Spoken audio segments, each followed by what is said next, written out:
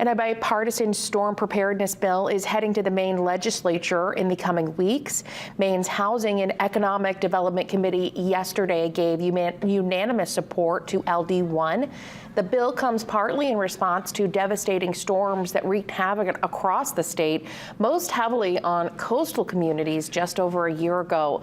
Legislative leaders say it will invest in Maine homes to make them more resilient against future storms. $15 million in grant funding will be available to homeowners for interventions such as measures to reduce basement flooding.